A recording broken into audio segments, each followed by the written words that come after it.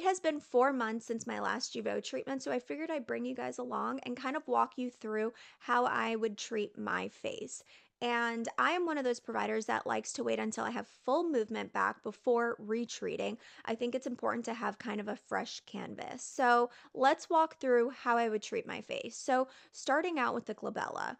I like to sit with that Procerus down near the origin of that Procerus. So my Procerus is pretty strong. I have some good 11s. So if I don't tackle my neurotoxin consistently, those 11s will become static. The one thing that I start to notice when I know that my tox is coming due is my 11s, the shadow in my 11 starts to come back.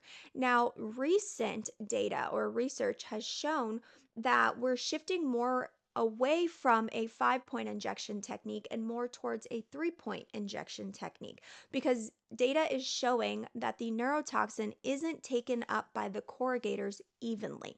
So, what a lot of providers are doing are, in fact, a 3 point injection technique. They're finding that the neurotoxin is taken up by the motor end plates, right? And where they're finding the highest density of motor end plates is actually in that medial corrugator right at the origin of that corrugator near the bone. So a deeper injection near that medial corrugator, right? So a lot of providers are performing this 3 point injection, medial corrugator and Procerus, and off they go, about 15 units, 555, and they're getting great results. My opinion on that is you have to look at your patient's anatomy. I am one of those patients. I have a strong tail. If you see me make my mean face, you see I marked out my tail, which is those arrows right there, but I have a strong tail. So for me, I like to make sure I get a few units in the tail of my corrugator because I find that if I only inject that medial corrugator at the origin, then I kind of recruit that tail and it bunches up even more. So for me, I like a classic 5 point injection technique, but you have to look at your patient's unique anatomy. If your patient has a short corrugator, they may not need neurotoxin in the tail of their corrugator because they're not really utilizing that muscle very much. For me, because I have that strong, you could see that thickening out here in the tail of my corrugator, I want to inject it to make sure that it doesn't kind of overcompensate. Now, when it comes to my frontalis, I love a bright brow. So I'm very, very kind of light on my frontalis. I have a tall forehead. So my forehead can tolerate a good amount of units because of the surface area, but I keep those units light per poke. So I typically mark out my frontalis. I sit about a finger breadth above the tail of the brow or the arch of the brow just to avoid weighing me down. And these two pokes out here above the arch of the brow are only 1 unit. It's really just to prevent spocking for me, which I typically don't spock, but it's to prevent that because you want to make sure at the arch of the brow that you don't have a lot of movement or space for movement, or that's what makes you more prone to spocking. I don't typically get tox hooks. If I did, I would creep a little closer to the arches of the brow and kind of create these little superficial blebs right where those tox hooks can happen, but I don't get those. So for me, I sit about a finger breadth above and I do about 1 unit.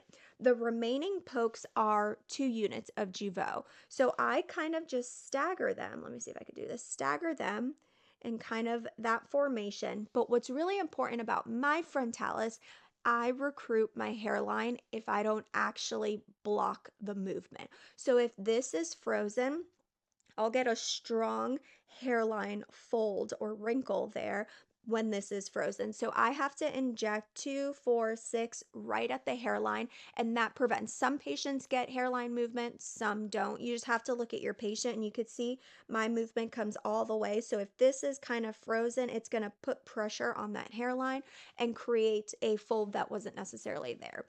Now, when it comes to my lateral canthals or my crow's feet, let's start with the brow lift. I'm obsessed with the brow lift. I think every patient needs a brow lift. Unless you have like wildly kind of naturally spocky brows, then I may avoid. And then on men, I'm typically not performing a brow lift. So for my brow lift, I like 5 units each brow. So I'll draw up a 5 unit of Jeuveau and I'll space it 2.5 and 2.5. But what I'm looking for as to where the patient can have those pokes for the brow lift is I'm looking for these diagonal lines when they bring their eyes really tight and closed. So if you could see, when I squint, I have these diagonal lines in the tail of my brow. It's kind of hard to see on this video, but what you're looking for is have your patient squint and you'll see this diagonal pull. That's the orbital portion of the orbicularis oculi muscle, and the orbital portion of the orbicularis oculi muscle brings that brow downward. So if you paralyze it with neurotoxin, that's what gives you a little brow lift. So you're looking for that diagonal pull medially from that orbital orbicularis oculi. So I do 2.5, 2.5, and then for me, with my crow's feet, I kind of just chase my lines. I will do 2, 4, 6 for the crow's feet on either side just to soften that dynamic movement. I don't have static lines yet, but I'm sure they're coming. But I want to soften that dynamic movement, especially when I smile, I get a little crowy.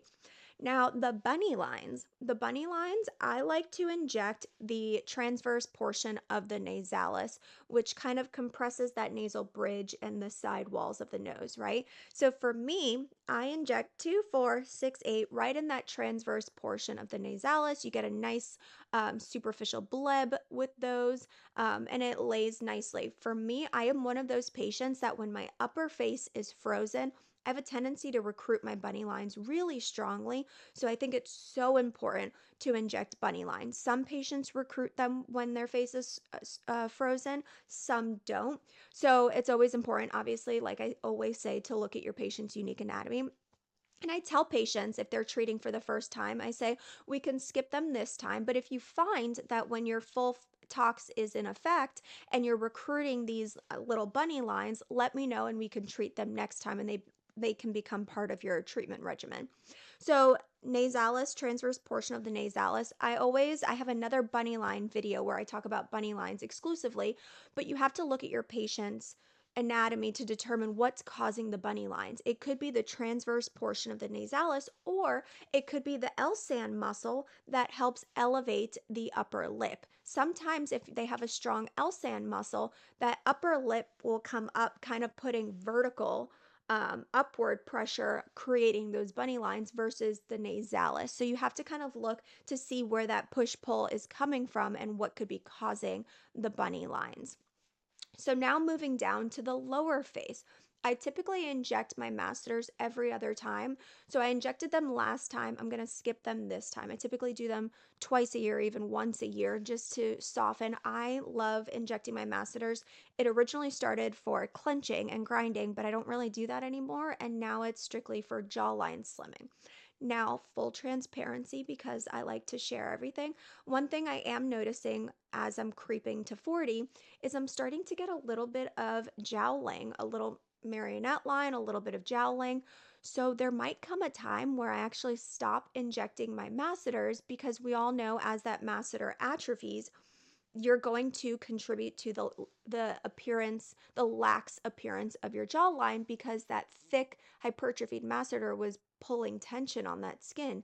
You lose that masseter, you weaken it, you flatten it, the skin doesn't go away, the muscle does, and now you don't have that tension, and that skin can impact the appearance of your jowls. As it sits right now, I'm in the mild stages of jowling. So for me, I'm still treating them until it comes a point where I really do feel like it's contributing. So it's important to talk to your patients about that. So I'm skipping my masseters this time, but typically I'll do 20, 25 units in the masseters. For the lower face chin region, the DAO is probably my favorite injection of all time. I have a strong DAO. So look at my DAO. Look at that guy, right? I just saw my face and it's horrifying. So my DAO, when you inject the DAO, it's preference. Some providers like to do a 2-point injection, some like a 1-point injection. I like a 2-point injection. Remember that DAO originates on the mandible and it inserts into the modiolus, or the corner of the mouth, and it pulls down those corners of the mouth. So you can see in this motion, that's my DAO. So how I inject it, I'm looking for the little smiley face pucker, and I'm going to inject 2.5 units and then work my way down, and 2.5 units. So my DAO dose is 5 and 5. I draw up a 5 of Jeuveau and then split it between the 2 points. So looking at my DAO, 2.5 units. You see that little pucker and that little pucker? Right there, 2.5 units superficially because you're creeping up towards that insertion. And then I draw a diagonal line from my oral commissure through that point all the way down to the mandible, and I inject another 2.5 units, so 5 and 5. I typically keep my needle pointing laterally to avoid hitting that DLI muscle and impacting that muscle. So DAO, 5 units, 2 insertion points, one more superficially, one a little more deep. My Mentalis, I like a 2-point injection on my Mentalis. That's just my preference. Some patients I do a triangle. If they have a really wide Mentalis, I may do 4 points. Everybody's Mentalis is a little different, and I keep my dose low. It's just to kind of prevent any of that dimpling when I'm expressing, but looking at my Mentalis, I go 2, 4 right there. And for me, that does the trick for my Mentalis. Remember that Mentalis originates on the incisor fossa and inserts into the skin of the chin. So that's what's creating the dimpling that we experience as we age and with expression. So you want to kind of target those little dimples, but remember keeping your injections very central and medial because we don't want to hit that DLI. So then tracking down to the platysmal bands, I am incredibly platysmal band heavy. Like I smile with my neck. Any photo shoot I do, the photographer's always like, can you stop smiling with your neck because you look scary? It's just how I speak. I'm just a neck speaker, a neck smiler. So injecting my platysmal bands is crucial. So I typically do 10 to 15 units per band, depending on the thickness of the band. For me, I'll do 8 to 10 units. But my 2 anterior bands, so looking at my bands, my 2 anterior bands are my strongest. So remember, those platysmal bands insert into the mandible and kind of pull down the skin of the mandible, contributing to that lax appearance over time. So if you can treatment after treatment relax these platysmal bands, then over time it's like such an investment. That cumulative relaxation is what really helps soften the appearance of your jawline because it's not being pulled down so much. So my focus is really that upper portion of the platysmal bands, right? I grab the band and I like to inject from the side of the band. I find that if I hold my band and inject here, my needle has a tendency to slip this way. That's just me as an injector. Everybody's different. I like to grab that band and inject from the side. So I do 2 units per line. You could see my markings right there. I focus on that upper pull, 2, 2, 2, 2, 2 on these guys, my lateral bands. But really, that upper portion is what's really crucial. So grab that, let me grab that band, focus on the upper, 2, 2, 2, 2. You don't have to work all the way down. And in fact, the one time that I did track down, I got the biggest bruise of my entire career. Poor thing, had to wear turtlenecks for like a month. It was a whopping hematoma because it does tend to be a little vascular down here with like veins and stuff, and I just nicked one really good and I was mortified for her. I probably apologized. It was probably 2 years ago and I'm still apologizing for that bruise that she had.